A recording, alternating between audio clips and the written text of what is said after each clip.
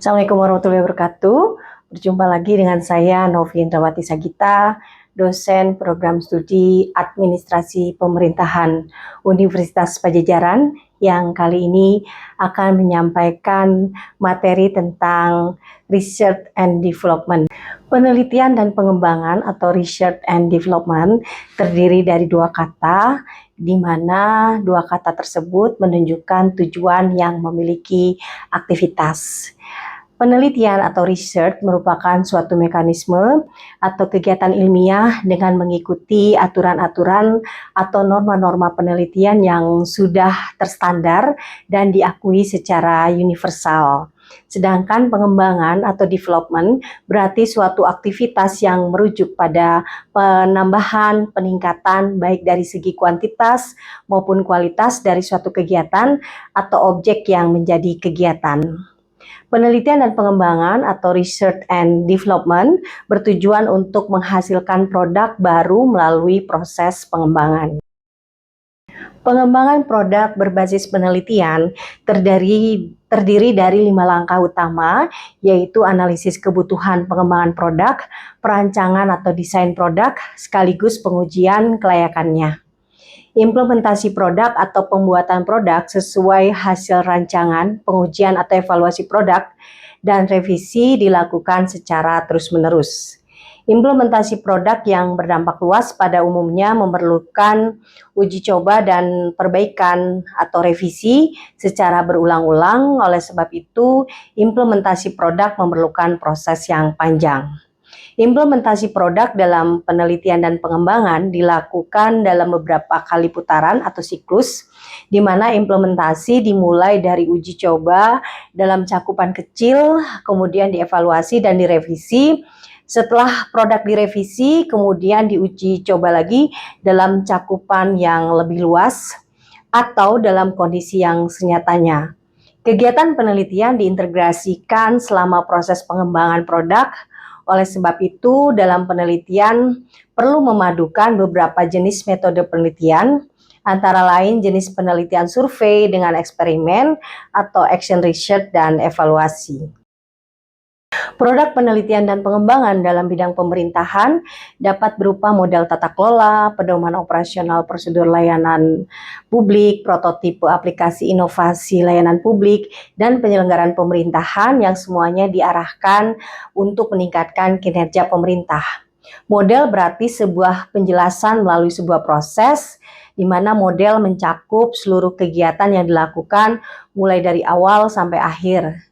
Menurut MacLeod, model diklasifikasikan menjadi 4 tipe, yaitu physical model, narrative model, graphical model, dan mathematical model.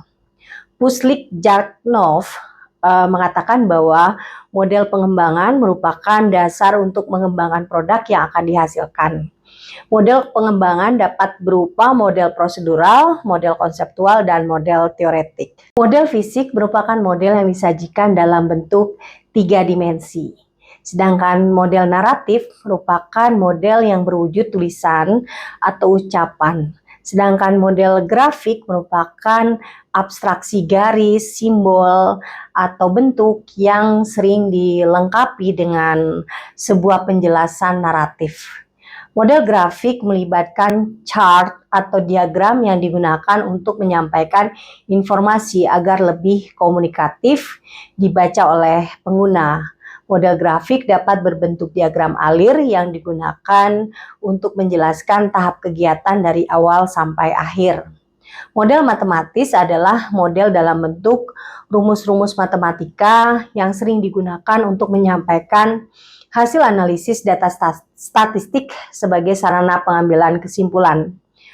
Supaya model atau tiruan ini dijamin dapat diterapkan ke dalam situasi yang nyata, maka perlu pengujian secara terus-menerus selama proses pengembangan dilakukan. Untuk mengurangi resiko, maka penerapan model dilakukan pada wilayah yang lebih sempit. Setelah model tersebut dinyatakan sudah baik dan layak, baru kemudian dilanjutkan untuk menerapkan pada wilayah yang lebih luas. Model dalam pemerintahan adalah model yang masih bersifat konseptual. Model yang dikembangkan dapat berupa model pendidikan dan pelatihan aparatur, model pelayanan, tata kerja, model pengaduan, pelayanan publik, dan sebagainya. Terdapat beberapa model dalam pelaksanaan penelitian dan pengembangan. Di antaranya adalah model 4D atau Define, Design, Develop, and Disseminate. Define atau pendefinisian, di mana kegiatan pada tahap ini sering dinamakan sebagai analisis kebutuhan, di mana peneliti melakukan diagnosis awal untuk meningkatkan efisiensi dan efektivitas dengan mempelajari karakter pelaksana dan kelompok sasaran. Yang dipelajari diantaranya adalah norma, kewenangan, budaya, dan karakteristik sosiologisnya. Peneliti juga menganalisis konsep yang akan digunakan untuk menyusun langkah-langkah yang akan dilakukan secara rasional. Kemudian peneliti menulis tujuan pengembangan produk dan perubahan perilaku yang diharapkan. Tahap kedua adalah desain atau perancangan, di mana peneliti membuat produk awal atau prototipe atau rancangan produk, kemudian melakukan simulasi produk untuk memperoleh penilaian dari teman sejawat. Kemudian develop atau pengembangan, di mana peneliti melakukan kegiatan penilaian atau evaluasi kelayakan rancangan produk oleh para ahli di bidangnya. Saran-saran yang diberikan oleh para ahli tersebut digunakan untuk memperbaiki materi dan rancangan produk yang telah disusun. Selain itu juga peneliti melakukan kegiatan uji coba rancangan produk pada sasaran subjek yang sesungguhnya, yaitu calon pengguna, pemerintah, dan masyarakat. Calon pengguna dalam hal ini pemerintah dan masyarakat. Selanjutnya adalah dissemination. Dissemination adalah tahapan penyebarluasan produk supaya dapat diserap atau difusi atau dipahami orang lain dan digunakan atau diadopsi. Pengembangan model yang masih konseptual lebih tepat mengacu pada metode research and development yang dikembangkan oleh Borg and Gall tahun 1989. Menurut mereka, ada 10 tahap yang harus dilalui dalam research and development, dan setiap tahap pengembangan tersebut harus mencerminkan adanya penelitian, yaitu ada pengambilan data empiris, analisis data, dan pelaporannya. Tahap-tahap penelitian yang dikemukakan oleh Borg and Gall adalah research and information collection. Tahap ini digunakan oleh peneliti untuk menganalisis kebutuhan, mereview literatur, dan mengidentifikasi faktor-faktor yang menimbulkan permasalahan sehingga perlu ada pengembangan model baru. Pengumpulan data bisa dilakukan melalui survei, FGD, analisis SWOT, penelitian evaluasi, teknik DLP, analisis dokumen, atau mengkaji hasil-hasil penelitian terdahulu. Yang kedua adalah planning. Pada tahap ini, peneliti mulai menetapkan rancangan model untuk memecahkan masalah yang telah ditemukan pada tahap pertama. Hal-hal yang direncanakan antara lain menetapkan model, merumuskan tujuan secara berjenjang atau bertahap, mengidentifikasi kegiatan-kegiatan yang dilakukan pada setiap tahap penelitian, dan menguji kelayakan rancangan model dalam cakupan wilayah terbatas. Uji kelayakan rancangan model bisa dilakukan dengan meminta pertimbangan ahli secara tertulis atau teknik DLP atau melalui focus group discussion. Yang ketiga adalah develop preliminary form of product. Pada tahap ini mulai disusun bentuk awal model dan perangkat yang diperlukan. Produk awal model dapat berupa buku panduan penerapan model, desain model, instrumen alat pengumpulan data, seperti lembar observasi, pedoman wawancara yang diperlukan untuk mengumpulkan semua informasi yang diperlukan untuk perancang model. Proses penelitian pada tahap ini dilakukan dengan melakukan validasi rancangan model oleh pakar yang ahli dalam bidangnya. Hasil validasi kemudian dikaji untuk memperbaiki rancangan model sebelum diuji cobakan. Preliminary field testing. Setelah model siap untuk digunakan, kegiatan selanjutnya adalah melakukan uji coba rancangan model. Uji coba ini melibatkan sekitar 6-12 orang partisipan terlebih dahulu. Hal ini penting dilakukan untuk mengantisipasi kesalahan yang dapat terjadi selama penerapan model yang sesungguhnya. Selain itu, uji coba skala kecil juga bermanfaat untuk menganalisis kendala yang mungkin dihadapi dan berusaha untuk mengurangi kendala tersebut pada saat penerapan model berikutnya. Perangkat yang digunakan untuk mengumpulkan data pada tahap ini berupa lembar observasi, pedoman wawancara, dan kuesioner. Data yang diperoleh kemudian dianalisis dan dievaluasi untuk memperbaiki penerapan model pada tahap berikutnya. Yang kelima, main product revision. Revisi produk utama dilakukan berdasarkan hasil uji coba produk tahap pertama. Dengan menganalisis kekurangan yang ditemui selama uji coba produk, maka kekurangan tersebut dapat segera diperbaiki. Misalnya dalam pengembangan model penanganan sampah berbasis partisipasi dan kolaborasi, maka pada saat uji coba model, jika ternyata dukungan masyarakat maupun aparatur sebagai pelaksana program masih kurang, maka berdasarkan kekurangan tersebut perlu diperbaiki sesuai dengan kriteria, aturan, dan kebutuhan pelaksana dan kelompok sasaran. Yang keenam, main field testing. Pengujian produk di lapangan disarankan mengambil sampel yang lebih banyak. Pada saat uji lapangan yang kedua ini, pengumpulan data kuantitatif dan kualitatif mulai dilakukan untuk dievaluasi. Evaluasi kualitatif dilakukan dengan cara membandingkan hasil yang dicapai dengan tujuan yang diharapkan. Evaluasi kuantitatif dapat dilakukan dengan membandingkan kemampuan antara subjek sasaran pengembangan model dengan subjek lain yang tidak menjadi sasaran pengembangan model atau kemampuan sebelum dan sesudah penerapan model. Yang ketujuh, operational product revision. Revisi produk selalu dilakukan setelah produk tersebut diterapkan atau diuji cobakan. Hal ini dilakukan terutama apabila ada kendala baru yang belum terpikirkan pada saat perancangan. Hal-hal yang mendesak untuk diperbaiki misalnya apabila ditemukan hasil yang kurang optimal pada saat penerapan model yang utama. Yang kedelapan, operational field testing. Setelah melalui pengujian 2 kali dan revisi juga sudah dilakukan sebanyak 2 kali, maka implementasi model dapat dilakukan dalam wilayah yang luas dalam kondisi yang senyatanya. Pada tahap ini, pengumpulan data dilaksanakan dengan berbagai instrumen seperti lembar observasi, interview, dan kuesioner. Data yang diperoleh kemudian dianalisis dan dilaporkan secara keseluruhan.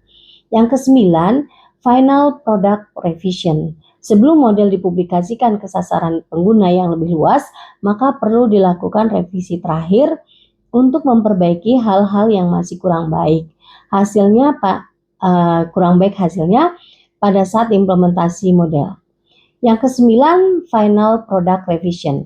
Sebelum model dipublikasikan ke sasaran pengguna yang lebih luas, maka perlu dilakukan revisi terakhir untuk memperbaiki hal-hal yang masih kurang baik hasilnya pada saat implementasi model.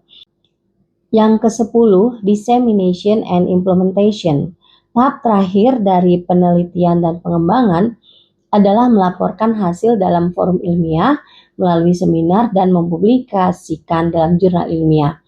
Apabila memungkinkan, publikasi model dapat dilakukan pada jalur komersial. Secara operasional, langkah-langkah pelaksanaan penelitian dan pengembangan pada penelitian bidang pemerintahan merujuk pada model Borg and Gall dapat diturunkan sebagai berikut.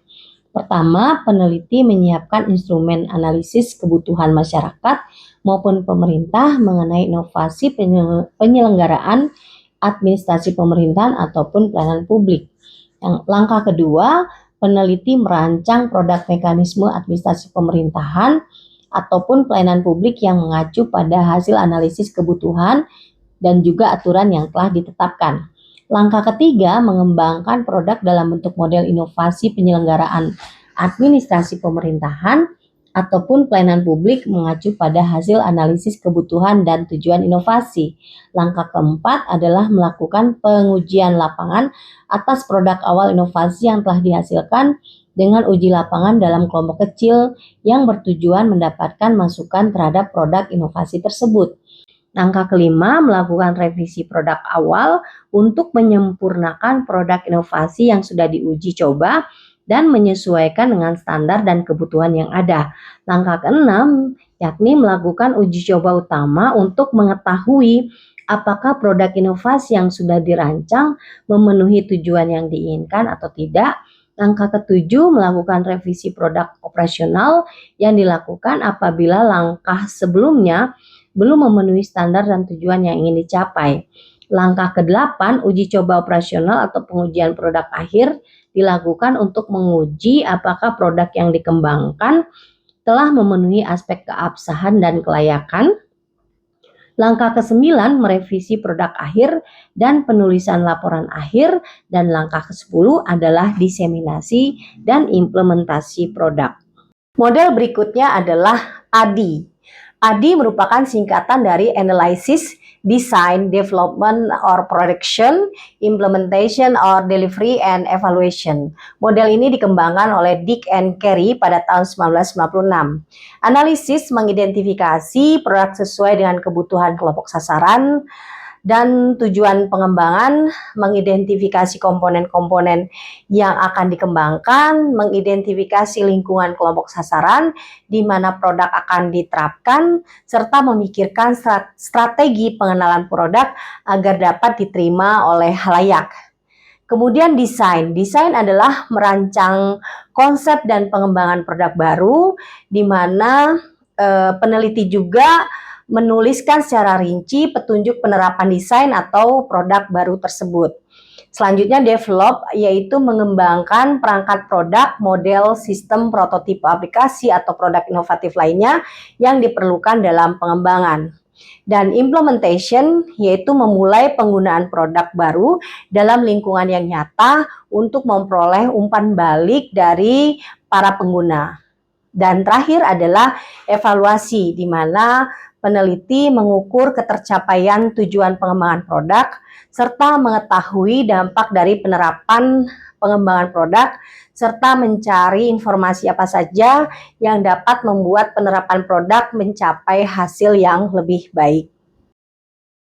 Model Research and Development yang telah dipaparkan tadi memberi gambaran bahwa model Research and Development memiliki tujuan yang sama, yaitu menghasilkan sebuah produk yang teruji secara empiris.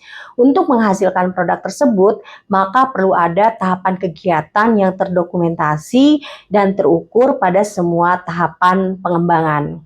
Proses penelitian dan pengembangan membutuhkan berbagai jenis data, sumber data, dan metode analisis data yang berbeda-beda. Oleh karena itu, peneliti dituntut mampu mengaplikasikan pengetahuan dasar tentang metode penelitian untuk dapat mengatasi masalah pada saat proses pengembangan berlangsung. Demikian paparan materi tentang penelitian dan pengembangan atau Research and Development yang dapat diterapkan oleh mahasiswa administrasi pemerintahan dalam mengerjakan tugas akhirnya. Saya akhiri materi kali ini dengan ucapan wabillahi taufik wal hidayah. Wassalamualaikum warahmatullahi wabarakatuh.